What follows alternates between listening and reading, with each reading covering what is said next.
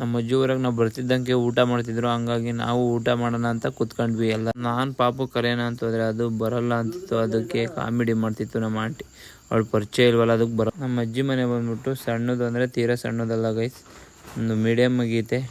ನಾವು ಎಷ್ಟು ಜನ ಹೋದ್ರೂ ಮಲ್ಕೊಂಡಿದ್ದೀವಿ ಅಲ್ಲೇ. ನಮ್ಮ ಅಜ್ಜಿ ಊರಲ್ಲಿ ಇವರೇ ಸಾಕಿರೋ ಕುರಿ, ಇದನ್ನು ಕೊಯ್ಬೇಕಲ್ಲ, ಹಂಗಾಗಿ ಪೂಜೆ ಮಾಡೋಕ್ಕೋಸ್ಕರ ಒಳಗೆ ಕರ್ಕೊಂಡು ಹೋಗ್ತೀವಿ.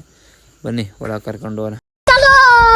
ನಮ್ಮ ಅಜ್ಜಿ, ನಮ್ಮ ಮಾಮ ಮಕ್ಕಳು ಎಲ್ಲ ಪೂಜೆ ಮಾಡ್ತಿದ್ದಾರೆ ಕುರಿ ಮರಿಗೆ. ಕುರಿ ಕೊಯ್ಯೋಣ ಅಂತ ಕಾಯ್ತಿದ್ವು ಗೈಸ್, ಆದರೆ ನಮ್ಮ ಮಾಮ ಎಲ್ಲ ಹೋಗಿತ್ತು. ಹಂಗಾಗಿ ನಾವು ಫೋನ್ ನೋಡ್ಕೊಂಡು ಕೂತಿದ್ರಲ್ಲ, ಹಂಗೆ ಒಂದು ವಿಡಿಯೋ ಕ್ಲಿಪ್ ಎತ್ಕೊಂಡೆ. ನಮ್ಮ ಮಾಮ ಎಲ್ಲ ಹೋಗಿತ್ತು ಅಂತ ನಾವು ಟೈಮ್ ಪಾಸ್ ಆಗಬೇಕು ಅಂತ ನಮ್ಮ ಅಮ್ಮರು ಏನು ಮಾಡ್ತೇನೆ ಅಂತ ನೋಡಕ್ಕೆ ಬಂದರೆ ನಮ್ಮ ಅಮ್ಮರು ನೀರುಳ್ಳಿ ಸುಡ್ಕೊಂಡು ಕೂತವ್ರೆ. ನಮ್ಮ ಅಮ್ಮರೆಲ್ಲ ಕೆಲಸ ಮಾಡ್ತಿದ್ರು ಅಂತ ನಮ್ಮ ಆಂಟಿ ಕೆಲಸ ಮಾಡ್ತಿಲ್ಲ ಅಂತ ನಮ್ಮ ಆಂಟಿಗೆ ಮತ್ತೆ ಕೆಲಸ ಕೊಟ್ವಿ ನಾವು.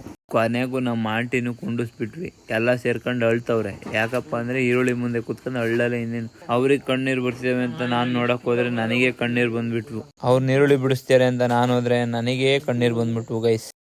ಕುರಿ ಎಲ್ಲ ಕೊಯ್ದಾಯ್ತು. ನಮಗೆ ತಲೆಕಾಲು ಸೀರಿ ಅಂತ ಕೊಟ್ಟರು. ಅದಕ್ಕೆ ನಾವು ತಗೊಂಡು ತಲೆಕಾಲು ಸೀತಿದ್ದೀವಿ. ತಲೆಕಾಲು ಸೀಯೋದು ಅಂದರೆ ಗೈಸ್, ಕೂದಲೆಲ್ಲ ಉಜ್ಜಿ ಕ್ಲೀನಾಗಿ ಬೆಂಕಿಗೆ ಹಾಕಿ ಕ್ಲೀನ್ ಮಾಡೋದು ತಲೆ ಬುಲ್ಡೆನ. ತಲೆಕಾಲೆಲ್ಲ ಸೀದಾಯ್ತು ಗೈಸ್, ಆದರೆ ಇನ್ನೂ 2 ಕಾಲು ಉಳ್ಕೊಂಡಿದ್ದು ಹಿಂದ್ಗಡೆ, ಅವನು ಸೀಸ್ಬೇಕು.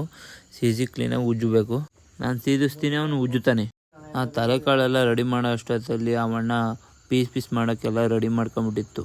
ತೋಟಕ್ಕೆ ಬಂದ ತಕ್ಷಣವೇ ಜೋಳ ನೋಡಿ ನಾನು ಒಂದು ಕೋಲ್ ತಗೊಂಡು ಕ್ಲೀನಾಗಿ ರೆಡಿ ಮಾಡ್ಕೊಂಡೆ. ಜೋಳನ ಸುಡೋಕ್ಕೆಲ್ಲ ರೆಡಿ ಮಾಡ್ಕೊಂಡಿನಿ. ಸಿಗುವ ನೆಕ್ಸ್ಟ್ ಲಾಗಲ್ಲಿ. Bye guys.